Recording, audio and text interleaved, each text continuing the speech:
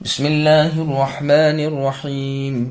شروع کرتا ہوں اللہ کے نام سے جو بے انتہا مہربان نہایت رحم کرنے والے ہیں۔ الم تر کیف فعل ربک باصحاب الفیل الم یجعل کیدہم فی تضلیل وارسل علیہم طیرا ابابیل ترمیہم بحجارۃ من سجیل فجعلہم کعصف مأکول۔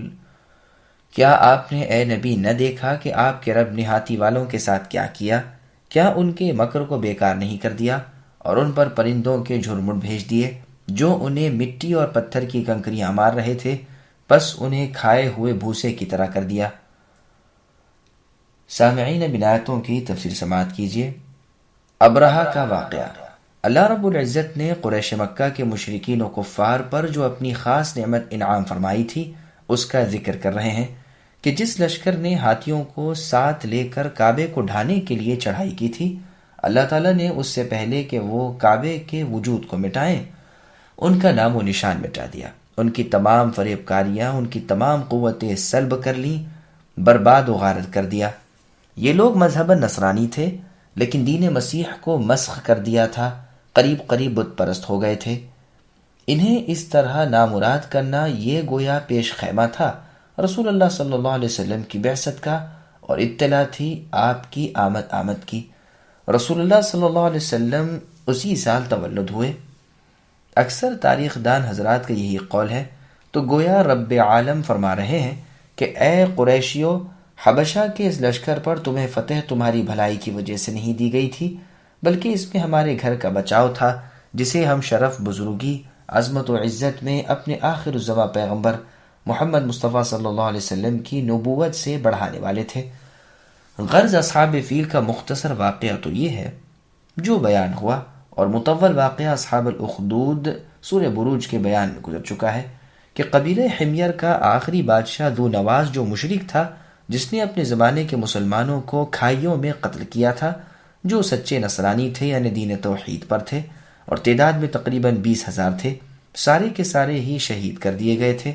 صرف دوس ذو ثعلبان ایک بچ گیا تھا جو ملک شام جا پہنچا اور قیصر روم سے فریاد رسی چاہی۔ یہ بادشاہ نصرانی مذہب پر تھا۔ اس نے حبشہ کے بادشاہ نجاشی کو لکھا کہ اس کے ساتھ اپنی پوری فوج کر دو، اس لیے کہ یہاں سے دشمن کا ملک قریب تھا۔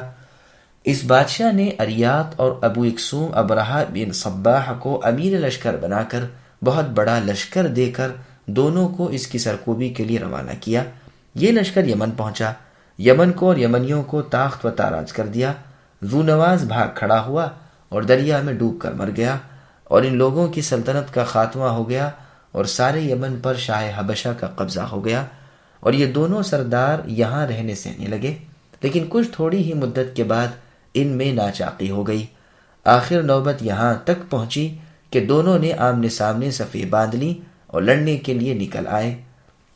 عام حملہ ہو، اس سے بیشتر ان دونوں سرداروں نے آپس میں کہا کہ فوجوں کو لڑانے اور لوگوں کو قتل کرانے کی کیا ضرورت، آؤ ہم تم دونوں میدان میں نکلیں اور ایک دوسرے سے لڑ کر فیصلہ کر لیں، جو زندہ بچ جائے ملک و فوج اسی کی۔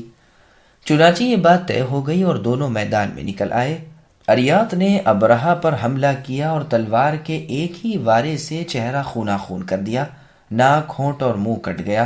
ابرہہ کے غلام عتودہ یا عتوہ نے اس موقع پر اریات پر ایک بے پناہ حملہ کیا اور اسے قتل کر دیا۔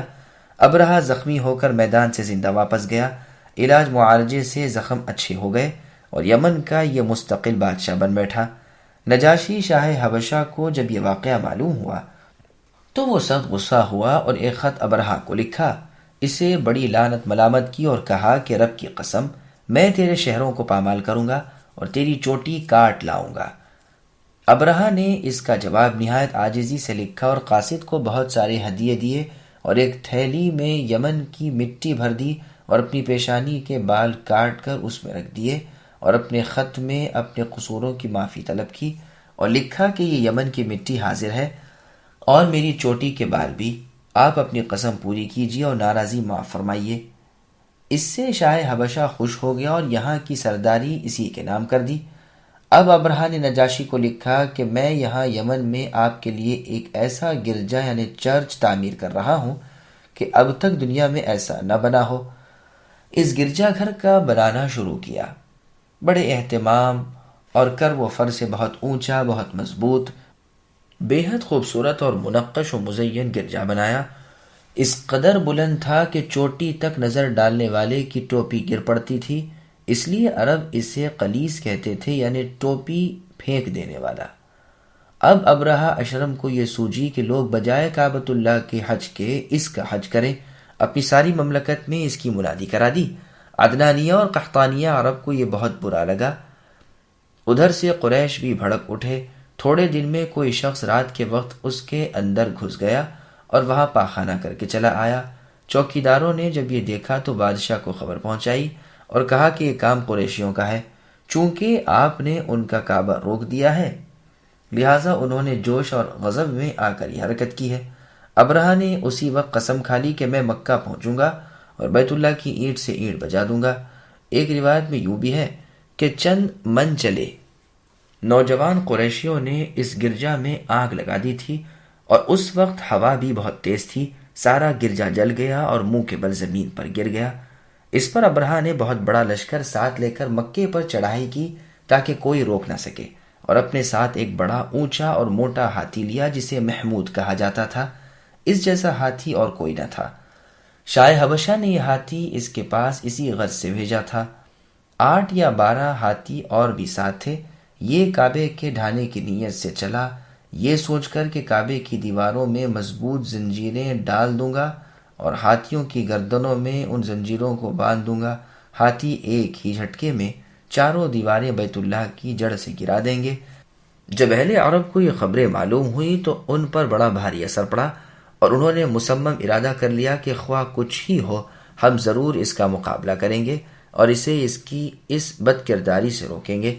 ایک یمنی شریف سردار جو وہاں کے بادشاہوں کی اولاد میں سے تھا، جسے ذو نفر کہا جاتا تھا، یہ کھڑا ہو گیا، اپنی قوم کو اور کل آس پاس کے عرب کو جمع کیا اور اس بدنیت بادشاہ ابرہہ سے مقابلہ کیا۔ لیکن اللہ تعالیٰ کو تو کچھ اور ہی منظور تھا۔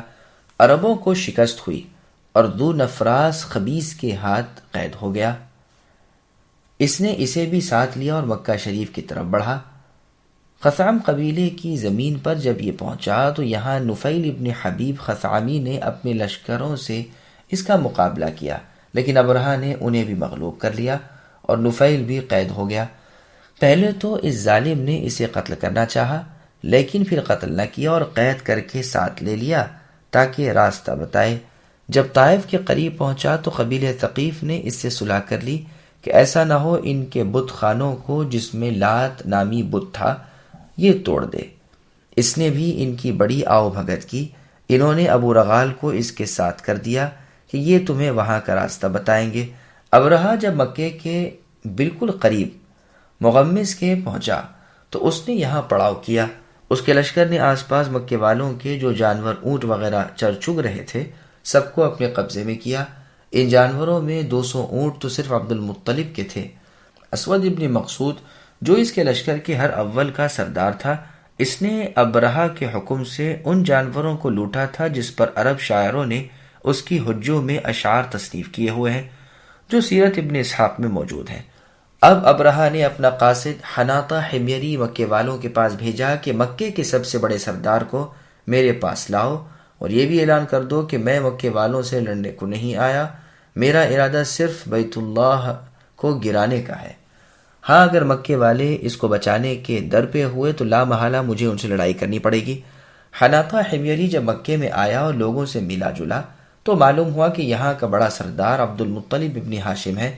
یہ عبد المطلب سے ملا اور شاہی پیغام پہنچایا، جس کے جواب میں عبد المطلب نے کہا، واللہ نہ ہمارا ارادہ اس سے لڑنے کا ہے، نہ ہم میں اتنی طاقت ہے، یہ اللہ کا حرمت والا گھر ہے، اللہ کے خلیل ابراہیم علیہ السلام کی زندہ یادگار ہے، اللہ اگر چاہیں گے تو اپنے گھر کی آپ خود حفاظت کریں گے، ورنہ ہم میں تو ہمت و قوت نہیں۔ حناطہ نے کہا، اچھا تو آپ میرے ساتھ بادشاہ تک چلیے۔ عبد المطلب ساتھ ہو لیے۔ بادشاہ نے جب انہیں دیکھا تو ہیبت میں آ گیا۔ عبد المطلب گورے چٹے، سڈول اور مضبوط قوی والے حسین و جمیل انسان تھے۔ دیکھتے ہی ابرہہ تخت سے نیچے اتر آیا اور فرش پر عبد المطلب کے ساتھ بیٹھ گیا اور اپنے ترجمان سے کہا کہ ان سے پوچھ کہ کیا چاہتے ہو۔ عبد المطلب نے کہا میرے 200 اونٹ جو بادشاہ نے لے لیے ہیں انہیں واپس کر دیا جائے۔ بادشاہ ابرہہ نے کہا ان سے کہہ دو کہ پہلی نظر میں تمہارا رعب مجھ پر پڑا تھا اور میرے دل میں تمہاری وقاحت بیٹھ گئی تھی، لیکن پہلے ہی کلام میں تو نے سب کچھ کھو دی۔ اپنے 200 اونٹ کی تو تجھے فکر ہے اور اپنی قوم کے دین کی تجھے فکر نہیں۔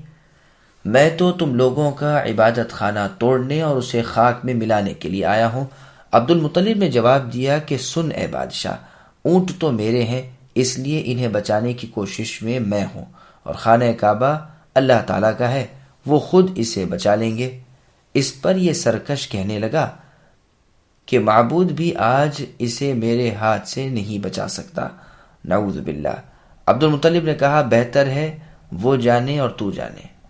یہ بھی مروی ہے کہ اہل مکہ نے تمام حجاز کا تہائی مال ابرہہ کو دینا چاہا کہ وہ اپنے اس بد ارادے سے باز آئے، لیکن اس نے قبول نہ کیا۔ خیر عبد المطلب تو اپنے اونٹ لے کر چل دیے اور آ کر قریش مکہ کو حکم دیا کہ مکہ بالکل خالی کر دو، پہاڑوں میں چلے جاؤ۔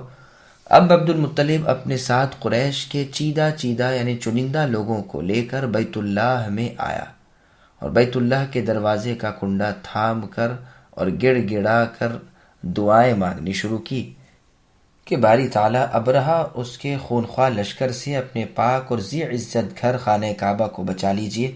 عبد المطلب نے اس وقت یہ دعائیہ اشعار پڑھے، اللہم ان المرء يمنع رحله فامنع رحالك لا يغلبن صلیبهم ومحالهم ابدا محالك، یعنی ہم بے فکر ہیں، ہم جانتے ہیں کہ ہر گھر والا اپنے گھر کا بچاؤ آپ خود کرتا ہے۔ اے اللہ آپ بھی اپنے گھر خانہ کعبہ کو اپنے دشمنوں سے بچائیے۔ یہ تو ہرگز نہیں ہو سکتا کہ ان کی صلیب اور ان کی ڈولیں آپ کی ڈولوں پر غالب آ جائیں۔ اب عبد المطلب نے بیت اللہ کے دروازے کا کنڈا ہاتھ سے چھوڑ دیا اور اپنے تمام ساتھیوں کو لے کر آس پاس کے پہاڑوں کی چوٹیوں پر چڑھ گیا۔ یہ بھی مذکور ہے کہ جاتے ہوئے قربانی کے 100 اونٹ بیت اللہ کے ارد گرد نشان لگا کر چھوڑ دیے تھے، اس نیت سے کہ اگر یہ بددین ابرہہ آئے اور انہوں نے اللہ کے نام کی قربانی کے ان جانوروں کو چھیڑا تو عذاب الہی ان پر اترے گا۔ دوسری صبح ابرہہ کے لشکر میں مکے میں جانے کی تیاریاں ہونے لگیں۔ اپنا خاص ہاتھی جس کا نام محمود تھا اسے تیار کیا، لشکر میں کمر بندی ہو چکی اور مکے کی طرف منہ اٹھا کر چلنے کی تیاری کی۔ اس وقت نفیل ابن حبیب جو اس سے راستے میں لڑا تھا اور اب بطور قیدی اس کے ساتھ تھا، وہ آگے بڑھا اور شاہی ہاتھی کا کان پکڑ لیا اور کہا محمود بیٹھ جا اور جہاں سے آیا ہے وہیں خیریت کے ساتھ چلا جا، تو اللہ تعالیٰ کے محترم شہر میں ہے۔ یہ کہہ کر کان چھوڑ دیا اور بھاگ کر قریب کی پہاڑی میں جا چھپا۔ محمود ہاتھی یہ سنتے ہی بیٹھ گیا۔ اب ہزار جتن کر رہے ہیں، لشکری بھی کوششیں کرتے کرتے تھک گئے ہیں، لیکن ہاتھی اپنی جگہ سے ہلتا ہی نہیں۔ سر پر آکس مار رہے ہیں، ادھر ادھر سے بھالے اور برچھے مار رہے ہیں، آنکھوں میں آنس ڈال رہے ہیں۔ غرض تمام جتن کر لیے، تمام کوششیں کر لیں، لیکن ہاتھی جنبش بھی نہیں کرتا، یعنی ہلتا تک نہیں۔ پھر بطور امتحان کے اس کا منہ یمن کی طرف کر کے چلانا چاہا تو جھٹ سے کھڑا ہو کر دوڑتا ہوا چل دیا۔ ملک شام کی طرف چلانا چاہا تو بھی پوری قوت سے آگے بڑھ گیا، مشرق کی طرف لے جانا چاہا تو بھی بھاگا گیا، پھر مکہ مکرمہ کی طرف منہ کر کے آگے بڑھانا چاہا تو وہیں بیٹھ گیا۔ انہوں نے پھر اسے مارنا پیٹنا شروع کیا کہ دیکھا کہ ایک گھٹا ٹوپ پرندوں کا جھرمٹ بادل کی طرح سمندر کے کنارے کی طرف سے امنڈا چلا آ رہا ہے۔ ابھی پوری طرح دیکھنے بھی نہیں پائے تھے کہ وہ جانور سر پر آ گئے، چوطرف سے سارے لشکر کو گھیر لیا۔ ان میں سے ہر ایک کی چونچ میں ایک مسور یا ماش کے دانے کے برابر کنکری تھی اور دونوں پنجوں میں 2 کنکریاں تھیں۔ یہاں پر پھینکنے لگے، جس پر کنکری آ پڑی وہ وہیں ہلاک ہو گیا۔ اب تو اس لشکر میں بھاگڑ پڑ گئی، ہر ایک نفیل کرنے لگا، کیونکہ اسے ان لوگوں نے اپنا رہبر اور راستہ بتانے والا سمجھ رکھا تھا۔ نفیل تو ہاتھی کو کہہ کر پہاڑ پر چڑھ گیا تھا اور دیگر اہل مکہ ان لوگوں کی یہ درگت اپنی آنکھوں سے دیکھ رہے تھے، اور نفیل وہیں کھڑا یہ شعر پڑھ رہا تھا: این المفر والالہ الطالب والاشرم المغلوب لیس الغالب. اب جائے پناہ کہاں ہے جبکہ اللہ تعالی خود تاک میں لگ گئے ہیں. سنو، اشرم ابرہہ بدبخت مغلوب ہو گیا، اب یہ پنپنے کا نہیں. اور بھی نفیل نے اس واقعے کے متعلق اور بھی بہت سے اشعار کہے ہیں جن میں اس قصے کو بیان کیا ہے، اور کہا ہے کہ کاش تو اس وقت موجود ہوتا جبکہ ان ہاتھی والوں کی شامت آئی ہے اور وادی محصب میں ان پر عذاب کے سنگریزے برسے ہیں. آپ اس وقت اے نبی موجود ہوتے جبکہ ان ہاتھی والوں کی شامت آئی ہے اور وادی محصب میں ان پر عذاب کے سنگریزے برسے ہیں. آپ اے نبی اس وقت آپ اس الہی لشکر یعنی پرندوں کو دیکھ کر قطعاً سجدے میں گر پڑتے. ہم تو وہاں کھڑے حمد الہی کی راگنیاں لاپ رہے تھے، گو کلیجے ہمارے بھی اونچے ہو گئے تھے کہ کہیں کوئی کنکری ہمارا کام بھی تمام نہ کر دے. نصرانی منہ موڑے بھاگ رہے تھے اور نفیل نفیل پکار رہے تھے، گویا کہ نفیل پر ان کے باپ دادوں کا کوئی قرض تھا. ایک روایت میں ہے کہ جب محمود ابرہہ بادشاہ کا ہاتھی بیٹھ گیا اور پوری کوشش کے باوجود بھی نہ اٹھا تو انہوں نے دوسرے ہاتھی کو آگے کیا. اس نے قدم بڑھایا ہی تھا کہ اس کی مستک پر کنکری پڑی اور وہ بل بلا کر پیچھے ہٹا، اور پھر اور ہاتھی بھی بھاگ کھڑے ہوئے اور ادھر برابر کنکریاں آنے لگیں. اکثر تو وہیں ڈھیر ہو گئے اور بعض جو ادھر ادھر بھاگ نکلے تھے ان میں سے بھی کوئی جاں بر نہ ہوا. بھاگتے بھاگتے ان کے اعضاء کٹ کٹ کر گرتے جاتے تھے اور بالآخر جان سے جاتے تھے. ابرہہ بادشاہ بھی بھاگا لیکن ایک ایک عضو بدن جھڑنا شروع ہوا، یہاں تک کہ خثعم کے شہروں میں سے صنعاء میں جب وہ پہنچا تو بالکل گوشت کا لوتھڑا بنا ہوا تھا. وہیں بلک بلک کر دم توڑا اور کتے کی موت مرا. دل تک پھٹ گیا تھا. قریشیوں کو بڑا مال ہاتھ لگا. عبد المطلب نے تو سونے سے ایک کنواں پر کر لیا تھا. زمین عرب میں آبلہ اور چیچک کی بیماریاں اسی سال پیدا ہوتے ہوئے دیکھے گئے، اور اسی طرح سپند اور حنظل وغیرہ کے کڑوے درخت بھی اسی سال زمین عرب میں دیکھے گئے. پس اللہ تعالیٰ بزبان رسول معصوم صلی اللہ علیہ وسلم اپنی یہ نعمت یاد دلاتے ہیں اور گویا فرمایا جا رہا ہے کہ اگر تم اے مشرکین مکہ میرے گھر کی اسی طرح عزت و حرمت کرتے رہتے اور میرے رسول کا کہا مانتے تو میں بھی اسی طرح تمہاری حفاظت کرتا اور دشمنوں سے نجات دیتا. ابابیل کا ذکر. ابابیل جمع کا صیغہ ہے، اس کا واحد لغت عرب میں پایا نہیں گیا. سجیل کے معنی ہیں بہت سخت، اور بعض مفسرین کہتے ہیں کہ یہ دو فارسی لفظوں سے مرکب ہے، یعنی سنگ اور گل سے، یعنی پتھر اور مٹی سے. غر سجیل وہ ہے جس میں پتھر مع مٹی کے ہو. عاصف جمع ہے عاصفتن کی، کھیتی کے ان پتوں کو کہتے ہیں جو پک نہ گئے ہوں. ابابیل کے معنی ہیں گروہ گروہ، جھنڈ جھنڈ، بہت سارے، پے در پے جمع شدہ، ادھر ادھر سے آنے والے. بعض نحوی کہتے ہیں کہ اس کا واحد ابیل ہے. ابن عباس رضی اللہ عنہما فرماتے ہیں کہ ان پرندوں کی چونچ تھی پرندوں جیسی اور پنجے تھے کتوں جیسے. اکرمہ رحمہ اللہ فرماتے ہیں کہ یہ سبز رنگ کے پرندے تھے جو سمندر سے نکلے تھے، ان کے سر درندوں جیسے تھے، اور اقوال بھی اس میں ہے. یہ پرندے باقاعدہ ان لشکریوں کے پرے باندھ کر کھڑے ہو گئے اور پھر چیخنے لگے. پھر پتھراؤ کیا، جس کے سر میں لگا اس کے نیچے سے نکل گیا اور دو ٹکڑے ہو کر زمین پر گر پڑا. جس کے بعض عضو پر گرا وہ عضو ساقط ہو گیا. ساتھ ہی تیز آندھی آئی جس سے اور آس پاس کے کنکر بھی ان کی آنکھوں میں گھس گئے اور سب تہ و بالا ہو گئے. عصف کہتے ہیں چارے کو اور کٹی کو اور گیہوں کے درخت کے پتوں کو، اور مأکول سے مراد ٹکڑے ٹکڑے کیا ہوا. ابن عباس رضی اللہ عنہما سے مروی ہے کہ عصف کہتے ہیں بھوسی کو جو اناج کے دانوں کے اوپر ہوتی ہے. ابن زید رحمہ اللہ فرماتے ہیں کہ مراد کھیتوں کے وہ پتے ہیں جنہیں جانور چر چکے ہوں. مطلب یہ ہے کہ اللہ تعالیٰ نے ان کا تہس نہس کر دیا اور عام خاص کو ہلاک کر دیا. ان کی ساری تدبیریں پٹ پڑ گئیں، کوئی بھلائی انہیں نصیب نہ ہوئی. ایسا بھی کوئی ان میں صحیح سالم نہ رہا کہ ان کی خبر پہنچائے. جو بھی بچا وہ زخمی ہوا اور اس زخم سے پھر جانبر نہ ہو سکا۔ خود بادشاہ ابرہہ بھی گو وہ ایک گوشت کے لوتھڑے کی طرح ہو گیا تھا۔ چونتو صنعاء شہر میں پہنچا، لیکن وہاں جاتے ہی اس کا کلیجہ پھٹ گیا اور واقعہ بیان کر ہی چکا تھا جو مر گیا۔ اس کے بعد اس کا لڑکا یکسوم یمن کا بادشاہ بنا۔ پھر اس کے دوسرے بھائی مسروق ابن ابرہہ کو سلطنت ملی۔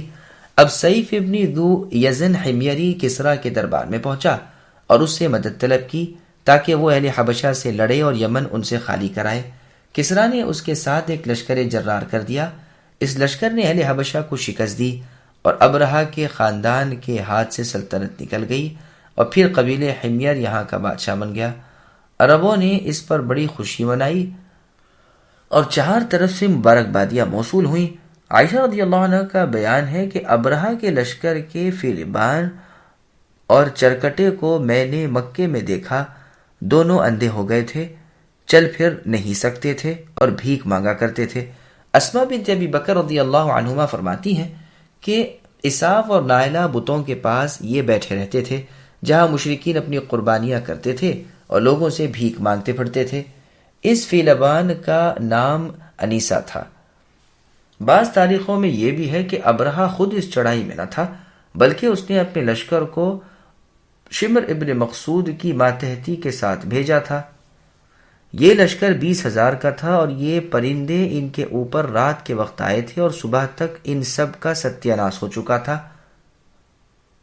لیکن یہ روایت بہت غریب ہے اور صحیح بات یہ ہے کہ خود ابرہہ اشرم حبشی ہی اپنے ساتھ لشکر لے آیا تھا۔